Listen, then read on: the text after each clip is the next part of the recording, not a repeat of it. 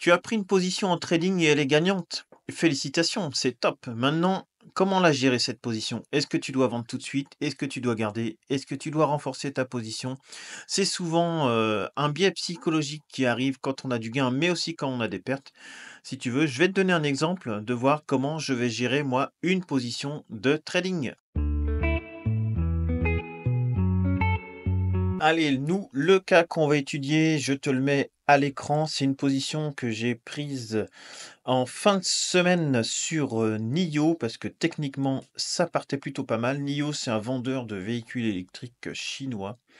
Voilà, c'est une action qui était très bien montée en 2021 et depuis, ça chute, ça chute, ça chute. Et là, graphiquement, on le verra après, il y avait de quoi prendre une petite position. Donc moi, le trading, je le fais vraiment à titre pour m'amuser. Voilà, je prends pas de grosses positions.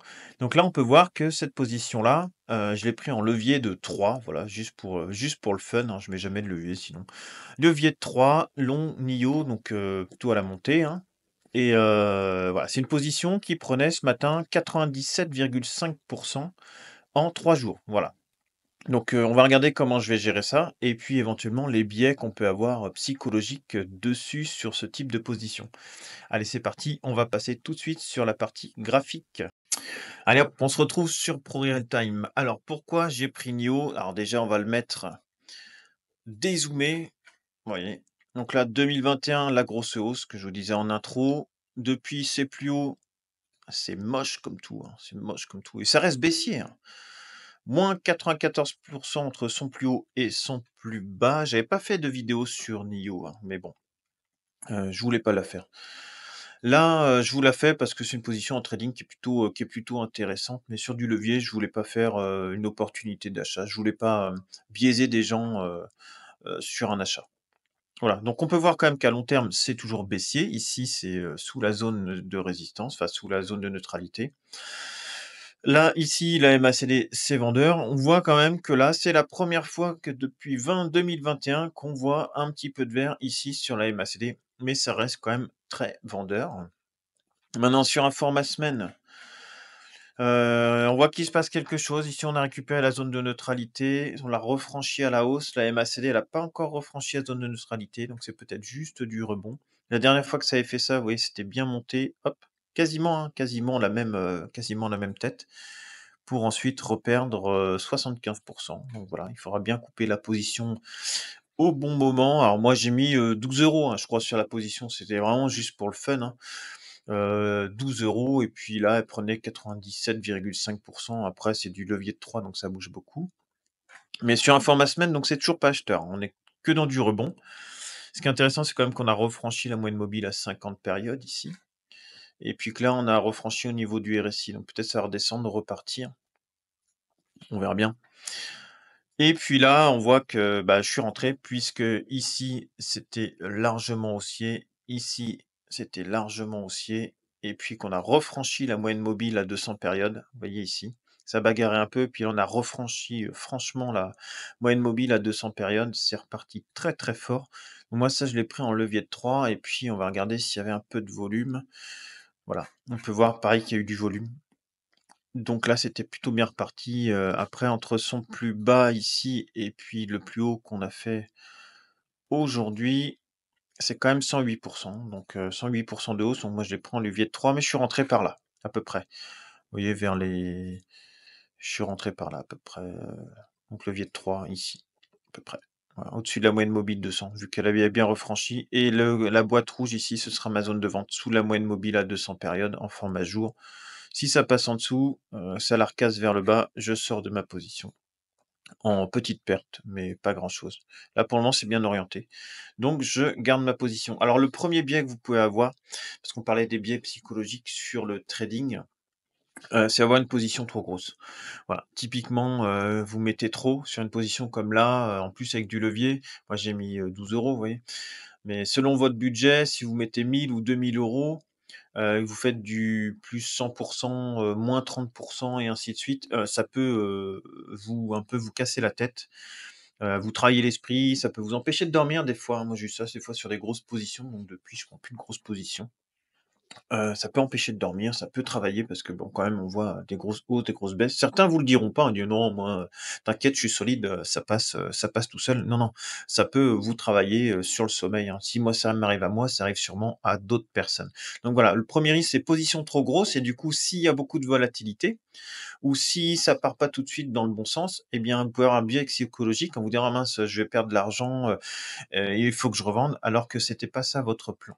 Donc là, premier biais, avoir une position trop grosse sur du trading. Il faut toujours que ça reste une toute petite partie de votre capital, hein. Après, pas plus de moi je trouve déjà pas plus de 1 sur du trading, c'est largement suffisant. Après, il faut être professionnel, hein. Sinon, faut faire de l'investissement, c'est ce qui marche le mieux. Ensuite, deuxième biais psychologique, c'est pas avoir de plan. Voilà. Moi, je vous annonce mon plan. Je suis rentré ici parce que j'ai un indicateur, 2 indicateurs, 3 indicateurs qui me disent que c'est acheteur. En plus, il y a eu la nouvelle, du plan de relance chinois. Quatrième indicateur, bon, OK, allez, c'est parti, j'ai pris ma position. Maintenant, le plan de sortie, vous voyez, c'est soit je casse ici à la baisse, voilà, si ça baisse fort, pouf, je casse, je sors. Sinon, c'est RSI inférieur à 0, si on part sur un peu plus long, RSI inférieur à 0, MACD inférieur à 0, et puis franchissement ici, la bleue, moyenne mobile 20 qui recroise la rouge à la baisse. Vous voyez, typiquement, si on prend, là, je serais rentré là à peu près, hein, ça correspond à ça, on a à peu près la même chose là en 2023. Ça monte, vous voyez, là je revends pas, hein, j'ai pas de signe vendeur. J'ai un gros surachat, bien sûr, donc il y aura une correction. Et le point de vente, il est ici, vous voyez. RSI inférieur à 0, la MACD inférieure à 0 et puis la moyenne mobile à 20 périodes qui croise à la baisse la moyenne mobile à 50. Donc globalement, je serais rentré en indice par là, à peu près, hein, sur la moyenne mobile de 100. Ça me faisait, vous voyez, je sortais sur un trade neutre en fonction du moment où vous sortez entre 0 et -4 on va dire, entre 0 et -4. C'est un trade qui est pas gagnant, qui est pas perdant. Vous voyez, ça monte et d'un coup ça redescend. Là, on n'est pas à l'abri de ça, hein, on n'est pas à l'abri que ça monte ici, vous voyez, pouf, pouf et puis ça redescende. Mais il faut se donner du temps, voilà. Donc, 2e, point crucial, c'est, avoir un plan, quoi. Et le troisième point crucial, hein, c'est con à dire, mais c'est respecter le plan. Voilà, respecter le plan. La boîte, elle est là, la moyenne mobile, elle est là et puis mes indicateurs sont là. Si j'ai un des paramètres qui sort, c'est terminé. Il faut couper la position. Ne pas respecter le plan aussi, ça peut être terrible. J'ai aussi du Tesla comme ça, donc Tesla, c'est bien parti, je dois être à plus 5.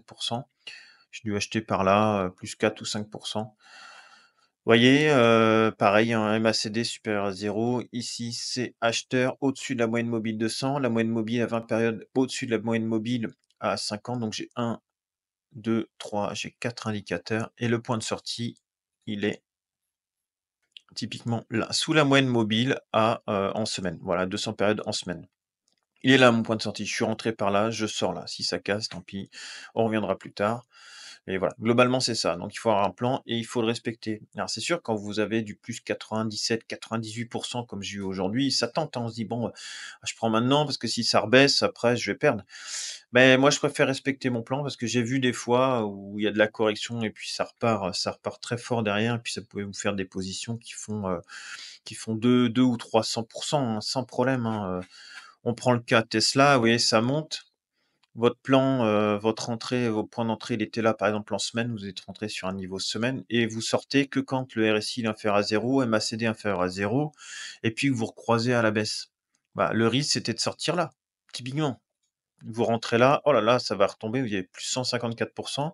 Ça va retomber, bah, vous voyez, quand vous êtes à plus 154 ou 180 par exemple et que vous voyez votre gain s'effriter là, déjà là, plus 60 et ça rebaisse à plus 5. Vous posez des questions, hein, dans votre tête. Vous dites: «Bah, mince, ouais, si j'avais su, j'aurais pris là, ça» et en sortant bien sur des indicateurs, vous voyez, MACD, tant qu'elle est pas inférieure à 0, ça pousse jusque là, hein. Le RSI, tant qu'il est pas inférieur à 0, ça pousse jusque là également et là, ça croise. Eh bien, vous prenez 1100. Voilà. Donc, le risque, vous voyez, peut être plus 150, vous revenez à 4 mais vous ratez 1100 derrière. Bah, c'est dommage parce qu'après quand ça repart, vous avez le doute de vous dire: «Bah, non, si j'avais su, je serais reparti». Puis finalement, vous rentrez là ou vous rentrez trop tard et après vous faites sortir, bêtement, le train est parti sans vous. Voilà. Donc moi, le plan, il est là. le plan il est là, je vais le faire comme ça, c'est des petites positions, hein, j'ai 50 € dessus et puis sur l'autre 12 € au lieu de 3, voilà. Et globalement, ça me permet de m'entraîner aussi sur le trading et puis de partager avec vous, quelques expériences. Voilà, si toi tu as des positions aussi en trading, hein, n'hésite pas à me partager, ça m'intéresse, hein, de savoir, comment vous jouez la chose, sur quels, paramètres vous rentrez ou vous sortez. Est-ce que vous respectez bien votre plan? Est-ce que vous avez des biais psychologiques? Ça, c'est important d'échanger là-dessus aussi et c'est comme ça qu'on grandit justement dans une communauté, c'est en échangeant sur tous ces sujets-là. Tu trouveras sur le côté 2 autres vidéos concernant l'investissement et n'hésite pas à mettre en commentaire si toi aussi tu as pu profiter un peu du rebond chinois et comment toi tu vas gérer tes positions, si tu es en gain ou si tu es en perte. À plus tard. Salut.